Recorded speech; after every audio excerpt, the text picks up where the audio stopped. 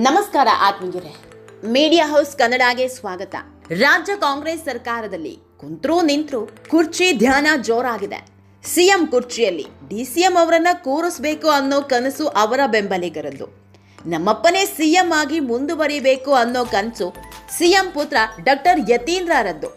ರಾಜ್ಯ ವಿಧಾನಮಂಡಲದ ವಿಶೇಷ ಅಧಿವೇಶನ ಮುಗಿತಾ ಇದ್ದಂತೆ ಬಸವರಾಜ ಶಿವಗಂಗಾ ಮತ್ತೆ ಸಿಎಂ ಬದಲಾವಣೆ ಬಗ್ಗೆ ಮಾತನಾಡ್ತಾ ಇದ್ದಂತೆ ಸಿಎಂ ಪುತ್ರ ಯತೀಂದ್ರ ಕುರ್ಚಿ ಕದನಕ್ಕೆ ಎಂಟ್ರಿ ಕೊಟ್ಟು ನಮ್ಮಪ್ಪನೇ 5 ವರ್ಷ ಮುಖ್ಯಮಂತ್ರಿ ಅನ್ನೋದರ ಮೂಲಕ ಉರಿಯೋ ಬೆಂಕಿಗೆ ತುಪ್ಪ ಸುರಿದಿದ್ರು. ಅದೀಗ ಕಾಂಗ್ರೆಸ್ ಪಾಳಯದಲ್ಲಿ ಝಲ್ಲನೆ ಉರಿತಾ ಇದೆ. ಅಧಿಕಾರ ಹಂಚಿಕೆ ಬಗ್ಗೆ ಸಿಎಂ ಡಿಸಿಎಂ ಮಾತನಾಡ್ತಾ ಇದ್ರು. ಆಪ್ತರಿಂದ ದಿನಕ್ಕೊಂದು ದಾಳ ಉರುಳ್ತಾ ಇದೆ. ಡಾಕ್ಟರ್ ಯತೀಂದ್ರ ಅಪ್ಪನ ಪರ ಮಾತನಾಡುತ್ತಲೇ ಡಿಕೆ ಟೀಮ್ ಅಲರ್ಟ್ ಆಗಿದೆ. ಈಗಾಗಲೇ ಯತೀಂದ್ರ ಮಾತಿಗೆ ಶಿವಗಂಗಾ ಬಸವರಾಜ್ ಹಾಗೂ HC ಬಾಲಕೃಷ್ಣ ತಿರುಗೇಟು ಕೊಟ್ಟಿದ್ರು. ಇವತ್ತು ರಾಮನಗರ ಶಾಸಕ ಇಕ್ಬಾಲ್ ಹುಸೇನ್ ಸಂಖ್ಯಾಬಲದ ಸಮೇತ ಡಿಕೆಶಿ ಪರ ಬ್ಯಾಟಿಂಗ್ ಮಾಡ್ತಾ ಇದ್ದಾರೆ.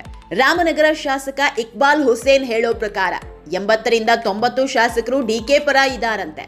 ಕಾಂಗ್ರೆಸ್ನ 80ರಿಂದ 90 ಶಾಸಕರಿಗೆ ಡಿಕೆಶಿಗೂ ಒಂದು ಅವಕಾಶ ಕೊಡಬೇಕು ಅನ್ನೋ ಆಸೆ ಇದೆಯಂತೆ.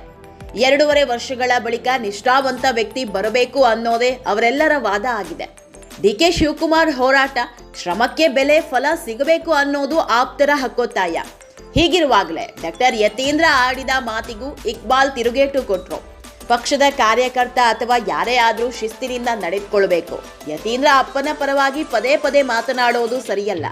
ಅಪ್ಪನ ಬಗ್ಗೆ ಹೇಳಿಕೆ ಕೊಟ್ಟು ಉಳಿದವರನ್ನ ಕೆಣಕೋದು ಸರಿಯಲ್ಲ ಅಂತ ಎಚ್ಚರಿಕೆ ನೀಡಿದ್ದಾರೆ.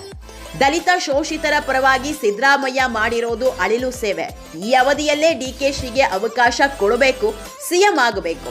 ಸಿಎಂ ಸಿದ್ದರಾಮಯ್ಯ ಮಾತೆತ್ತಿದ್ರೆ ಸಾಮಾಜಿಕ ನ್ಯಾಯ ಅಂತಾರೆ. ಸಾಮಾಜಿಕ ನ್ಯಾಯದಂತೆ ನಡೆದುಕೊಳ್ಳಿ ಅನ್ನೋ ಮೆಸೇಜ್ ಪಾಸ್ ಮಾಡಿದ್ದಾರೆ.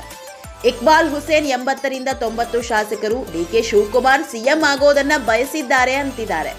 ಆದಷ್ಟು ಬೇಗ ಹೈಕಮಾಂಡ್ ದೆಹಲಿಗೆ ಕರೆಸಿಕೊಂಡು ಎಲ್ಲವನ್ನ ಹೇಳಲಿ ಅಂತ ಶಾಸಕ ಶಿವಗಂಗಾ ಹೇಳ್ತಿದ್ದಾರೆ. ಈ ಎಲ್ಲದರ ಮಧ್ಯೆ ಡಿಕೆಶಿ ನಾಳೆ ದೆಹಲಿಗೆ ಹೋಗ್ತಾ ಇದ್ದಾರೆ. ಜಲಸಂಪನ್ಮೂಲ ಇಲಾಖೆಗೆ ಸಂಬಂಧಿಸಿದಂತೆ ಸಿಎಂ ಜೊತೆ ಬಜೆಟ್ ಮೀಟಿಂಗ್ ಫಿಕ್ಸ್ ಆಗಿದ್ರೂ ಕ್ಯಾನ್ಸಲ್ ಮಾಡಿಕೊಂಡು ದೆಹಲಿಗೆ ಹೋಗ್ತಿದ್ದಾರೆ. ಸಿಎಂ ಪರ್ಮಿಷನ್ ತೆಗೆದುಕೊಂಡೇ ದೆಹಲಿಗೆ ಹೋಗ್ತಾ ಇದ್ದೀನಿ. ನಾಳೆ ಸಭೆಯಲ್ಲಿ ಸಿಎಂಗೆ ಇಲಾಖೆಯ ಬೇಡಿಕೆಗಳ ಬಗ್ಗೆ ಅಧಿಕಾರಿಗಳೇ ವಿವರಿಸ್ತಾರೆ ಅಂತ ಸ್ಪಷ್ಟಪಡಿಸಿದ್ರು. ಸರ್ಕಾರಕ್ಕೆ 2.5 ವರ್ಷ ತುಂಬಿದ್ದಲ್ಲದೆ 1000 ದಿನಗಳು ತುಂಬುವ ಹೊಸ್ತಿಲಲ್ಲಿದೆ. ಇದರ ನಡುವೆ ಸಿಎಂ ಸಿದ್ದರಾಮಯ್ಯ ಬಜೆಟ್ ತಯಾರಿಯಲ್ಲಿ ಬ್ಯುಸಿಯಾಗಿದ್ದಾರೆ.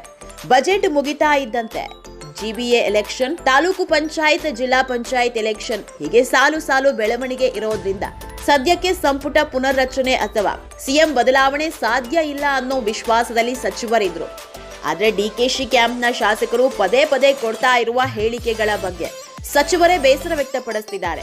ಹೀಗೆ ರಾಜ್ಯ ರಾಜಕಾರಣದಲ್ಲಿ ಕಿಚ್ಚು ಹೊತ್ತಿಸುತ್ತಿರುವ ಕಾಂಗ್ರೆಸ್ ಶಾಸಕರ ಮಾತುಗಳಿಗೆ ಹೈಕಮಾಂಡ್ ಕಡಿವಾಣ ಹಾಕುತ್ತಾ ಅನ್ನೋ ಕುತೂಹಲ ಇದ್ದೇ ಇದೆ. ದಿನಕ್ಕೊಂದು ಹೇಳಿಕೆ, ಒಬ್ಬೊಬ್ಬರ ಪರವಾಗಿ ಬ್ಯಾಟಿಂಗ್, ಎಲ್ಲಿಯವರೆಗೆ ಎಂಬ ಪ್ರಶ್ನೆಗೆ ಇನ್ನೂ ಉತ್ತರ ಸಿಕ್ಕಿಲ್ಲ. ಪದೇ ಪದೇ ಬಹಿರಂಗ ಹೇಳಿಕೆ ನೀಡುತ್ತಾ ಇರುವ ಕೈ ಶಾಸಕರ ವಿರುದ್ಧ ಕ್ರಮ ಕೈಗೊಳ್ಳದೆ ಕಾಂಗ್ರೆಸ್ ಹೈಕಮಾಂಡ್ ಮೌನವಾಗಿ ಕುಳಿತಿರೋದ್ರ ಅಡ್ಡ ಪರಿಣಾಮ ರಾಜ್ಯದ ಆಡಳಿತದ ಮೇಲಾಗೋದ್ರಲ್ಲಿ ಅನುಮಾನವೇ ಇಲ್ಲ. ಹೀಗಾಗಿ ಇನ್ನಾದ್ರೂ ಕಾಂಗ್ರೆಸ್ ವರಿಷ್ಠರು ರಾಜ್ಯದ ಕುರ್ಚಿ ಕಿತ್ತಾಟಕ್ಕೊಂದು ಇತಿಶ್ರೀ ಹಾಡಬೇಕಿದೆ. ಆತ್ಮೀಯರೇ, ಈ ವಿಡಿಯೋ ನಿಮಗೆ ಇಷ್ಟವಾದಲ್ಲಿ ಲೈಕ್ ಮಾಡಿ, ಶೇರ್ ಮಾಡಿ, ಕಾಮೆಂಟ್ ಮಾಡಿ. ಇನ್ನೂ ನಮ್ಮ ಚಾನೆಲ್ನ ಸಬ್ಸ್ಕ್ರೈಬ್ ಮಾಡಿಲ್ಲ ಅಂದ್ರೆ ಮಿಸ್ ಮಾಡಬೇಡಿ, ಈಗಲೇ ಸಬ್ಸ್ಕ್ರೈಬ್ ಮಾಡಿ.